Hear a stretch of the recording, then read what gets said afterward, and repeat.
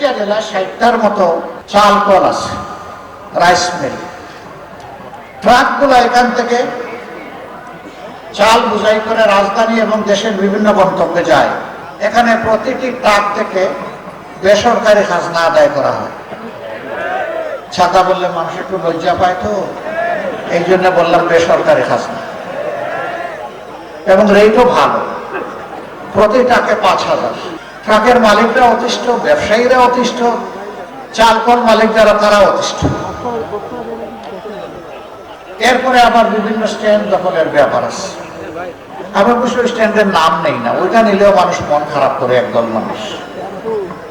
আপনারা জানেন ওই সমস্ত স্ট্যান্ডের নাম দাম, তাই না? আমরা সবাইকে বলি সরে আসো, ওখান থেকে সরে আসো।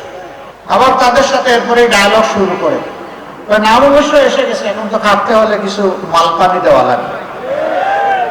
এই তো শুরু হয়ে গেল মামলা বাণিজ্য। জায়গায় জায়গায় দখলদারি, জায়গায় জায়গায় আমাদের ভাইয়েরা নেমে পড়লেন চাঁদাবাজি করতে।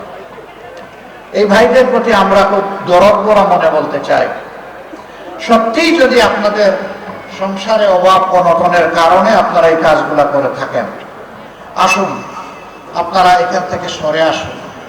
আল্লাহ আমাদেরকে যে রিজিক দিয়েছেন ওইটাই আপনাদের সাথে আমরা ভাগাভাগি করে খেতে রাজি আছি।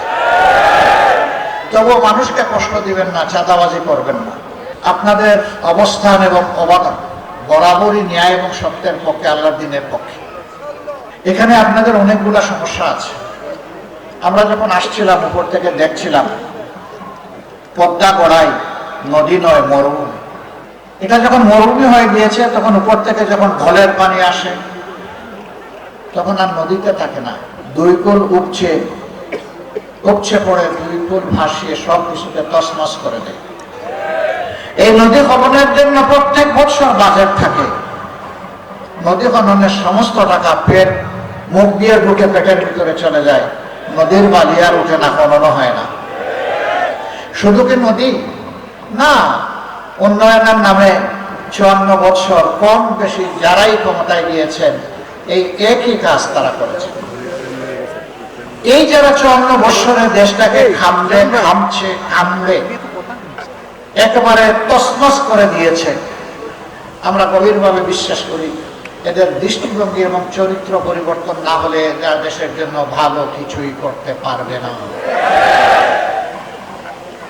এদেশ সকলে, শুধু আমাদের না, এদেশের আসমানের নিচে জমিনের উপরে যারাই বসবাস করে, দেশটি আমাদের সবার।